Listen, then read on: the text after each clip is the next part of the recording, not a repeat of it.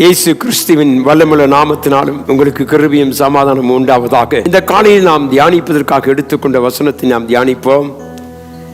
சங்கீதத்தின் புஸ்தகம் 119 சங்கீதம் 72வது வசனம். அநேகம் ஆயிரம் பொன் வெள்ளியை பார்க்கிலும் விளம்பின வேதமே எனக்கு நலம். தேவனுடைய பிள்ளையே, இன்றைக்கு வேதம் நமக்கு வெள்ளியும் பொன்னை காட்டிலும் மேலான ஒன்று. அதில் தேவன் வைத்திருக்கிற மகா பெரிய ஆசீர்வாதங்களை நாம் சிந்திக்கிறோம். நாம் இந்த வேதத்தை தேவன் நமக்கு எழுதி கொடுத்ததான காரியத்துக்கு நன்றி செலுத்துவோம். அது அவருடைய பிரமாணங்கள், அவருடைய கட்டளைகள், அவருடைய வேத வாக்கியங்கள், வாக்குத்தத்தங்கள், இவைகளை நாம் வாசிக்க நம்முடைய உள்ளத்திலே கர்த்தர் மாற்றங்களை கொடுக்கிறார். நாம் வேதத்தை என்ன செய்ய வேண்டும்? முதலாவதாக வேதத்தை நாம் தியானிக்க வேண்டும். வேதத்தை தியானிக்கிற அனுபவம் ஒவ்வொரு விசுவாசிக்கும் தேவை. அதிகாலை எழுந்து தேவனுடைய வார்த்தைகளை வாசித்து காலமே தேவனோடு கூட பேசுகிற ஒரு அனுபவத்தை கர்த்தர் நமக்கு தர வேண்டும். எனக்கு அன்பான தேவ பிள்ளை, வேதம் சொல்லுவது சங்கீதம் 1 சங்கீதம் 2-3 வசனங்களை வாசித்தோமானால், கர்த்தருடைய வேதத்தில் பிரியமாயிருந்து இரவும் பகலும் அவருடைய வேதத்தில் தியானமாக இருக்கிற மனுஷன் பாக்கியவான். எனக்கு அன்பான தெய்வ பிள்ளை, வேதம் ஒரு மனுஷனுடைய வாழ்க்கையை மாற்றி அமைக்கிறதான ஒரு மகிமையான ஒரு வார்த்தைகள்.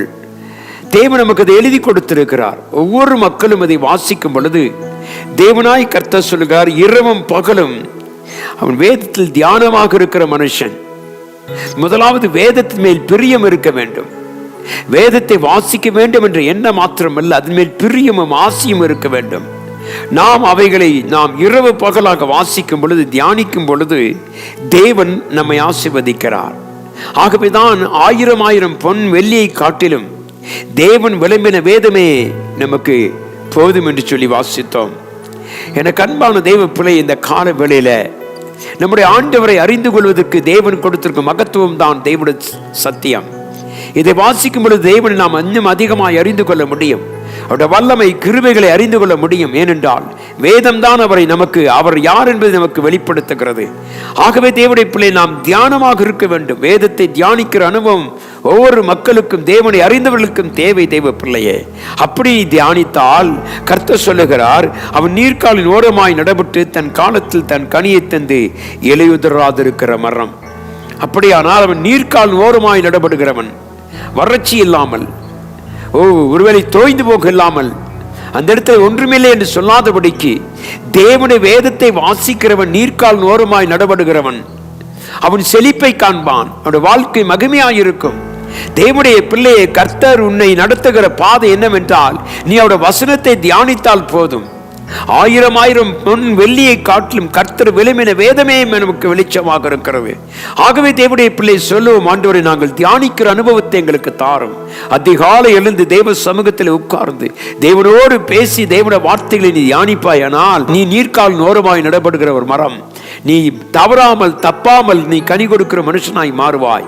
என கண்பான தேவப்பிள்ளை, இந்த கால வேளையில அந்த தியானம் பண்ணுகிற ஒரு அனுபவத்தை கர்த்தர் நமக்கு தருவாராக. ஆகவே தான் வேதத்தை மறக்காதபடிக்கு நானும் நீங்களும் தேவனை அறிந்து கொள்ளக்கூடிய ஒரு அனுபவத்தை கர்த்தர் தருவாராக. ஆகவே தேவனுடைய பிள்ளையை சொல்லுவோம், ஆண்டவரே, நாங்கள் அப்பா உம்முடைய வேதத்தில் பிரியமாயிருந்து இரவும் பகலும் தியானமாக இருக்கிற மனுஷனாக எங்களை மாற்றும். ஏனென்றால் நாங்கள் உம்மை அறிந்து கொள்ள உம்முடைய வேதமே எங்களுக்கு வெளிச்சமாக இருக்கிறது. நீ அப்படி செய்வாயானால் வேதம் உன்னை பார்த்து சொல்லுகிறது, நீ பாக்கியவான். இந்த உலகத்திலே பணம், பொருள், சொத்து, சுகம் கொடுக்காத ஒரு பெரிய மகிமை இந்த வேதத்தின் மூலமாய் கிடைக்கும். ஆகவேதான் நானும் நீங்களும் பாக்கியவான்களாய் மாற கர்த்தர் நமக்கு உதவி செய்வாராக. இந்த காலவெளியிலே வேதத்தை நேசிப்போம், வேதத்தை வாசிப்போம், தேவனுடைய சமூகத்தில் நிற்போம். கர்த்தர் உன்னை நீர்க்காலின் ஓரமாய் நடபடுகிற வரமாய் உன்னை மாற்றி கர்த்தர் கனப்படுத்துவாராக. கர்த்தர் நாம் மகிமைப்படுவதாக. ஆமேன். கண்களை மூடி ஜெபிப்போம்.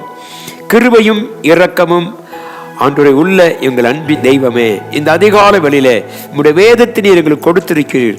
அதை நாங்கள் அற்பமாக எண்ணாதபடி கர்த்தாவே, அதை வாசித்து தியானிக்கிற அனுபவத்தை நீர் தரும்படி ஜெபிக்கிறேன். இந்த காலவேளை எங்களுக்கு கொடுத்திருக்கிற இந்த நல்ல வேலைக்காய் ஸ்தோத்திரம். வேதத்தை வாசிக்க எங்களுக்கு உதவி செய்யும், மகிமைப்படுத்தும். இயேசுவின் நாமத்தில் ஜெபிக்கிறேன் அன்பின் நல்ல பிதாவே, ஆமென். கர்த்தர் நம் அனைவரையும் ஆசீர்வதிப்பாராக. ஆமென்.